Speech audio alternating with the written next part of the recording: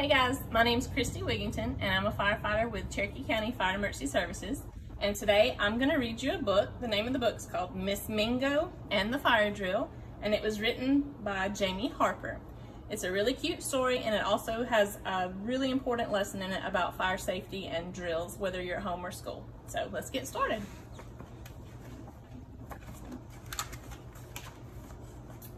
That's Miss Flamingo. She says this week is Fire Safety Week. It's Fire Safety Week, Miss Mingo announced to her class one Monday morning in early October. We'll be learning what to do in case there's a fire. My Grammy had a fire, Alligator said. It was in her frying pan. The smoke detector went off and it was really scary. And my French toast got burned, but I ate it anyway. Everyone agreed that sounded very scary. Panda started barking, elephant trumpeted, and bird growled. You see, animals use a number of defense mechanisms to protect themselves from danger. Many of them make loud, harsh sounds to scare off predators. And Monkey honked. I'm afraid of smoke detectors, he admitted. What's wrong with your nose? Asked the bird. When danger threatens, the proboscis monkey honks loudly, and its large, fleshy nose swells really big and turns red. But before Monkey could answer, the room started to shake. Elephant was stomping his feet and flapping his ears. I'm afraid of fire trucks, he cried. Frightened elephants stomped their feet, flapped their ears, and trumpet. Younger elephants may push their ears way out to the side to appear more threatening. Now, let's simmer down, said Miss Mingo. I know fire can be scary. Just thinking about it makes me want to hide behind my friends. But I know I have to follow the rules when there's danger. So today we have a visitor coming who will teach us how to be safe and well prepared. Flamingos move in large, tightly packed flocks, making it easier for them to spot the lone predators. That's why she hides behind her friends. And at that very moment, a very big bear entered the room. Good morning, he roared.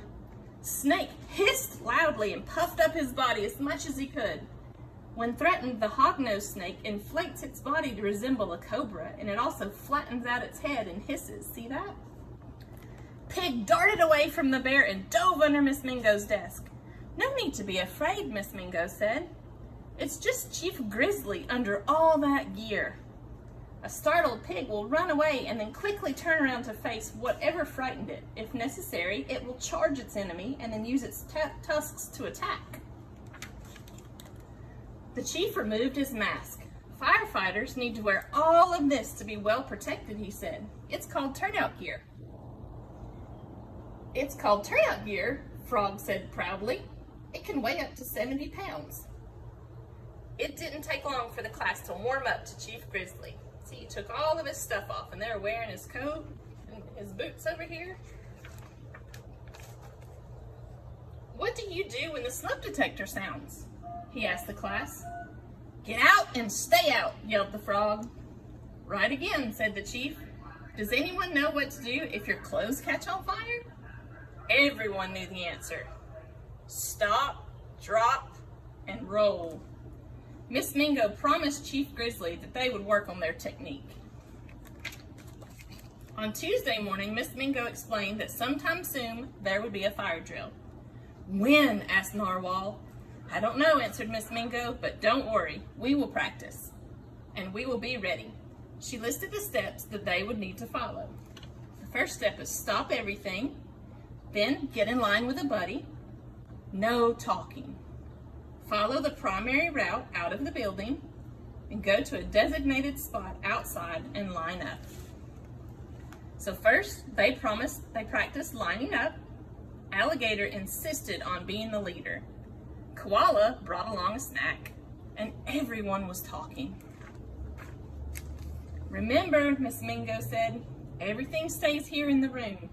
Even my eucalyptus? Asked Koala. I can't leave it behind.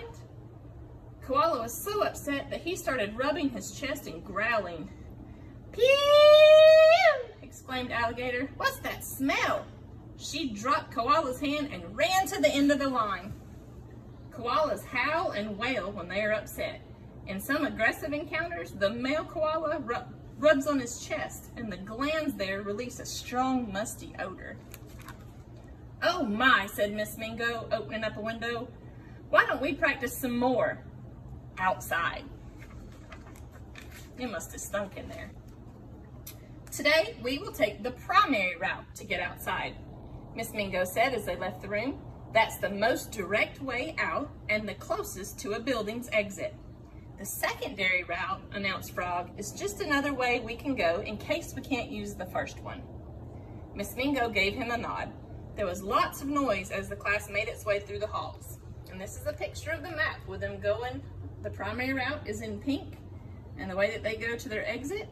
And then in light blue, I don't know if you can see the secondary route. So if they couldn't go out their primary route, then they go the secondary route and it goes out another exit. Finally, Miss Mingo's class made it to the meeting spot outside. Miss Mingo called each student by name. When Panda didn't answer, she scanned the schoolyard. It didn't take Miss Mingo long to spot him wedged way up in the tree, all curled up. "Panda, why aren't you in line?" "I'm scared," Panda said.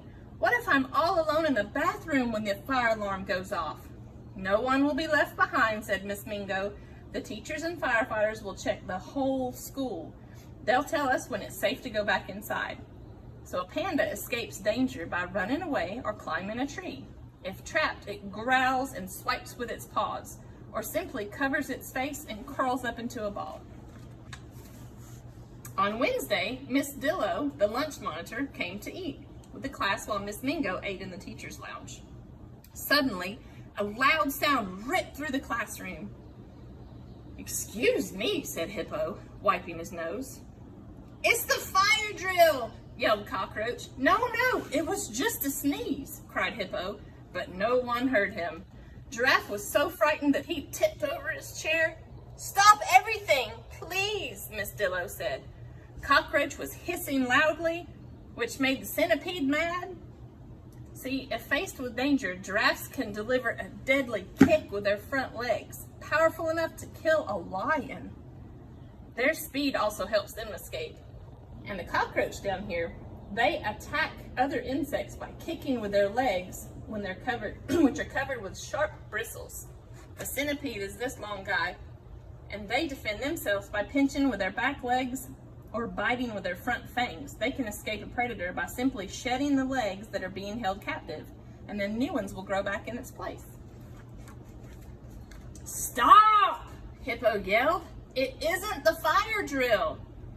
"It's a real fire?" Alligator screamed. Miss Dillo rolled herself into a ball. Alligator thrashed her tail wildly. Thwack! See, to stay safe, the three-banded armadillo rolls up in a grapefruit-sized ball, completely enclosing its body within its leathery plates of armor. And a mother alligator defends her hatchlings against predators by hissing, chomping her jaws, and using her most powerful weapon, a thrashing tail. Everyone stopped to watch.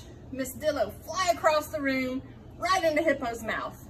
Pelican smacked him on the back, and out popped Miss Dillo. He almost swallowed, see that? She rolled out of the classroom just as Miss Mingo returned from lunch. "Mercy me!" Miss Mingo cried. Friday morning, students trickled into the classroom. Miss Mingo reviewed all that they had learned about the fire safety one more time. During the morning meeting, a siren blasted and bright red lights flashed. "It's here!" hollered the pig. "It's the fire drill!" Octopus cried, and right then he squirted out a cloud of ink into the room. Oh my gosh. An octopus squirts a cloud of ink to confuse its enemy, and then it dashes away under the cover of the smoky screen, but now they can't see anything. But the class stayed calm. Narwhal helped some of his classmates to the doorway where the students began to line up with their buddies. Miss Mingo led her class out of the room and down the hallway. Everyone protected their ears from the loud sound. There was no talking, there was no running, and no one stopped at the cubbies, although Alligator tried. The students were just about to exit the building when they found Chief Grizzly blocking the entrance with a sign that read, "Fire."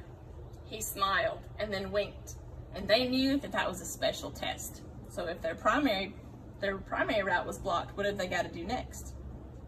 Go to their secondary route. So Frog nodded, and the class filed out using the secondary route.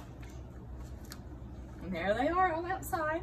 Outside, the class formed a perfect line and stood perfectly silent while Miss Mingo called out every name. They were the very first class to be ready. Miss Mingo was so proud of her students, and so was Chief Grizzly, who rewarded them all for a job well done. And that's the end of the story today. I want to tell you guys thank you very much, and I hope that everybody is staying safe at home during all of this virtual learning. And if you have questions, please email or talk to your teacher.